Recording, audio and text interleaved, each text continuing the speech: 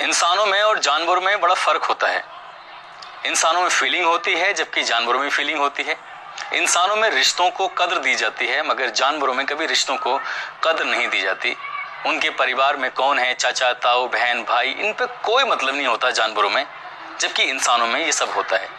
इसलिए इंसानों में सोचने समझने की शक्ति होती है, जानवरों में नहीं होती है। और इंसानों के बीच में जब लोग जानवरों जैसी हरकतें करने लगे तो इंसान सोचने पर मजबूर हो जाते हैं कि हम किस समाज में जी रहे हैं। क्या हमारा समाज वाकई ऐसा है?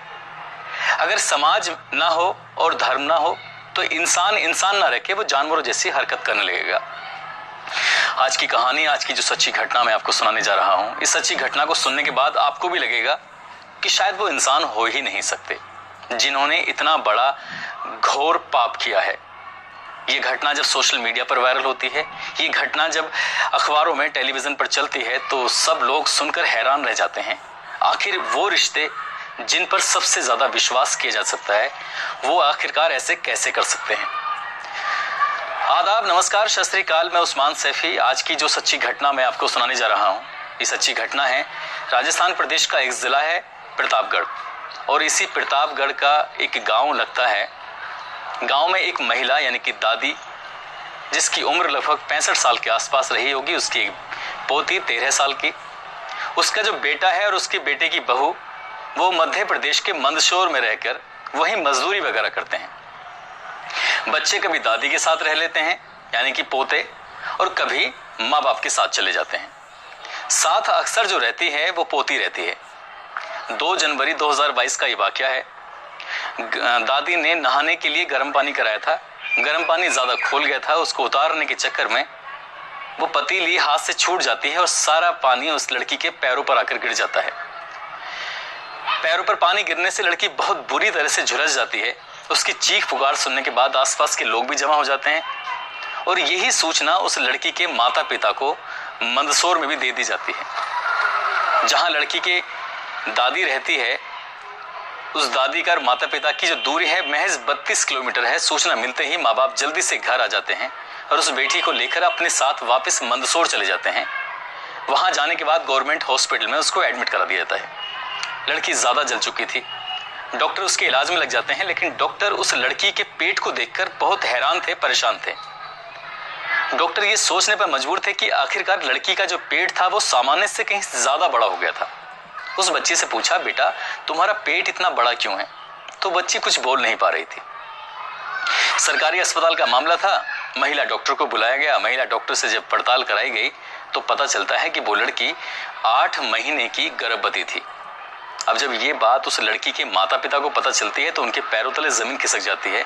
वो हैरान रह जाते हैं, आखिर परेशान हो जाते हैं। वो थर थर कांपने लगते हैं कि हमारी बेटी कहीं जाती नहीं, कुछ भी नहीं करती है। आखिरकार उसके साथ ऐसा घिनौना कृत्य कौन कर सकता है? मंदसौर की पुलिस को सूचना दी जाती है। पुलिस मौके पर आती है। पुलिस जब पूछताछ करती है घर वालों से तो रिजल्ट 0 निकलता है। रिजल्ट 0 निकलता है, इसलिए अब पुलिस भी परेशान थी क्योंकि उस इलाके का मामला नहीं था, भले ही बच्ची का इलाज उस इलाके में चल रहा था। पुलिस 0 में FIR दर्ज कर लेती है क्योंकि मामला राजस्थान प्रदेश से जो जुड़ा हुआ था, और यहाँ से 0 FIR पहुंच जाती है सीधे राजस्थान के उसी प्रतापगढ़ शहर कोतवाली में, जिस कोतवाली क्षेत्र का ये मामला था। वहां SHO रविंद्र कुमार अब इस बच्ची की दादी के पास जाते हैं और उनसे पूछताछ करने की कोशिश करते हैं कि आखिरकार क्या मामला है। साथ ही उधर माँ बाप का रो रो कर बुरा हाल था। वो पुलिस के आगे, डॉक्टरों के आगे हाथ पैर जोड़ते हैं, कहते हैं कि ये बच्चा हमें नहीं चाहिए साहब, इसका गर्भपात करा दीजिए।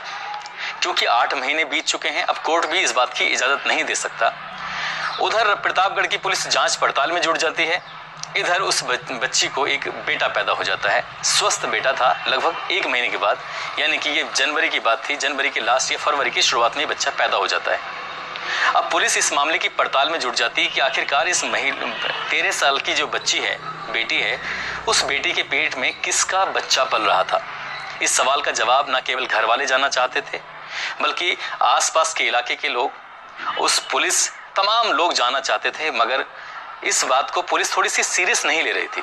अब सीरियस अगर कोई लेता है तो वहां की जो IPS ऑफिसर हैं डॉक्टर अमृता दुहान, जो कि SP हैं, एसपी को जब बात पता चलती है तो एसपी वाकई वो परेशान थी, और इतना ज़्यादा परेशान थे कि क्योंकि अपनी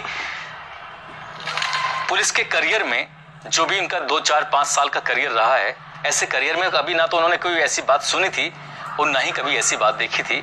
इसलिए स्वयं ही उन्होंने इस मामले की जांच पड़ताल करनी शुरू की। साथ ही उन्होंने कुछ सिविल ड्रेस में ऐसी महिला पुलिस अधिकारियों को भेजा ये पता करने के लिए कि आखिरकार इस घर में कौन आता है, इस घर में किस किस का लिंक है। अब ये लिंक पता करने की जब कोशिश की जाती है तो इस घर में 2 तो उसके सगे भाई हैं और 8 ऐसे जने हैं जो रिश्तेदार भी लगते हैं, चचा भी लगते हैं, ताऊ भी लगते हैं, आस पड़ोस के लोग भी लगते हैं। उन 10 के 10 लोगों का डीएनए सैंपल लिया जाता है और डीएनए सैंपल लेने के बाद उसकी पड़ताल करने के लिए लेबोरेटरी में भेज दिया जाता है। 2 मार्च 2022 को उसके डीएनए का जब सैंपल आता है तो पुलिस इस डीएनए सैंपल को देखकर वो भौचक्की थी और खुद भी परेशान हो चुकी थी कि आखिरकार ऐसा कोई कैसे कर सकता है। इस लड़की की उम्र 13 साल है, उसके सगे बड़े भाई की उम्र 15 साल और उससे बड़े वाले की उम्र 16 साल के आसपास। पता चलता है कि जो 15 साल का जो छोटा भाई है वो उसके साथ लंबे समय से ऐसे ही गंदा काम कर रहा था। ये डीएनए सैंपल उससे मैच कर जाता है। पुलिस और पड़ताल करती है और पुलिस ने ऐसे ही अचानक ही उस बड़े वाले भाई से पूछा कि तुम्हारी भी तो उससे संबंध है। तो बड़ा वाला भाई भी परेशान था कि आखिरकार पुलिस को ऐसे कैसे पता चल गया। मगर आपको हैरानी इस बात से भी होगी, उस 13 साल की बच्ची ने इन 2.5 या 3 महीने में अपना मुंह नहीं खोला था। उसने नहीं बताया था कि उसके पेट में जो बच्चा पल रहा है वो किसका है। शायद उसके माँ बाप ने मना किया होगा, शायद उसकी दादी ने मना किया होगा, मगर पुलिस को चाहिए थे ठोस सबूत, और वो ठोस सबूत आखिरकार हाथ लगते हैं। जो 10 लोगों को चिन्हित किया गया था उसमें से 2 लोग जो घर के होते हैं सगे भाई वो पाए जाते हैं। 8 बाहरी जो थे इस बात से उनका कोई दूर दूर तक मतलब नहीं था।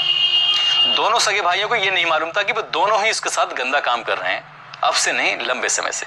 और लंबा समय 1 साल भी हो सकता है, 1.5 साल भी हो सकता है।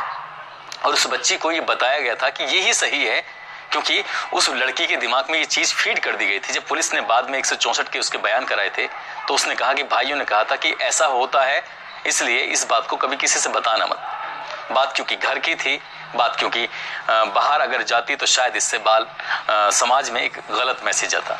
अब फिलहाल उस बच्ची को जो एक बेटा पैदा हुआ है वो पूरी तरह से स्वस्थ है और उसके साथ रहता है। घर वाले भी परेशान हैं, समाज भी परेशान है कि आखिरकार इस बच्ची को कौन अपनाएगा और इस बच्ची का जो पिता यही रहेगा, कौन रहेगा, क्या होगा। इसको लेकर वाकई एक संशय की स्थिति बनी हुई है, सब परेशान है। लेकिन पुलिस ने इन दोनों सगे भाइयों को गिरफ्तार करने के बाद बाल सुधार गृह में भेज दिया, क्योंकि ये अभी नाबालिग हैं। कृत्य तो इनका ऐसा है, अगर इनको दोनों को फांसी की सजा भी दी जाए तो शायद कम होगी। कोई बाहरी व्यक्ति अगर इस कृत्य को करता, इस लड़की के साथ ऐसे हादसा होता तो शायद हम लोग सब खड़े होकर एक साथ इन दोनों की फांसी की मांग करने लगते। लेकिन अब क्योंकि मामला घर से जुड़ा हुआ है, परिवार से जुड़ा हुआ है, तो आखिरकार जो घर में होने वाला अपराध है बच्चियों के साथ, उस अपराध को कौन बचाए, कैसे करे। इस माँ बाप की बस इतनी ही तो गलती थी कि अपने बच्चों को अच्छी बेहतर जिंदगी देने के लिए वो लगभग 32 किलोमीटर दूर मंदसौर में जाकर मजदूरी करते थे, और दादी भी घर घर जाकर मजदूरी करती थी, घर घर जाकर बर्तन मांजती थी, झाड़ू पोंछे काम करती थी, और ये बच्ची घर में अकेली रह जाया करती थी। जब ये दोनों भाई में से कोई भी घर रहता था तभी उसके साथ ऐसा गंदा काम करता था। सगे भाई अगर ऐसा कर रहे हैं तो आखिरकार किस पर विश्वास करें और कैसे अपनी बेटियों की हिफाजत करें, ये सवाल बना हुआ है। और इसका जवाब कैसे मिलेगा, क्या होगा इसका जवाब, मैं भी सोचकर परेशान हूँ। और शायद उसके माँ बाप भी ये सोचकर परेशान होंगे कि जिनका भविष्य बनाने के लिए वो बाहर निकले थे, आज उनका ही भविष्य नहीं रहा, ना बेटी का भविष्य रहा और ना ही उन दोनों बेटों का भविष्य रहा। क्योंकि शायद पूरी जिंदगी उनकी जेल में कटेगी, और जेल में इसलिए कटेगी क्योंकि उन्होंने अपनी ही बहन के साथ बलात्कार जो किया था, और वो भी घिनौना कृत्य जो किया था, उसके लिए शायद वो क्षमा के हकदार नहीं है और उन्हें क्षमा मिलनी भी नहीं चाहिए। मैं राजस्थान सरकार से और इवन कोर्ट से भी यही मांग करता हूं कि इन दोनों भाइयों को कड़ी से कड़ी सजा मिलनी चाहिए, ताकि समाज को एक संदेश जा सके, एक मैसेज जा सके कि ऐसा कृत्य करने वालों के साथ गलत अंजाम ही होता है, क्योंकि वो इंसान नहीं, इंसान के रूप में वो भेड़िए हैं। दोस्तों, इस कहानी को सुनाने का, इस घटना को सुनाने का उद्देश्य किसी को परेशान करना नहीं है, किसी का दिल दुखाना नहीं है, बल्कि आपको जागरूक करना है।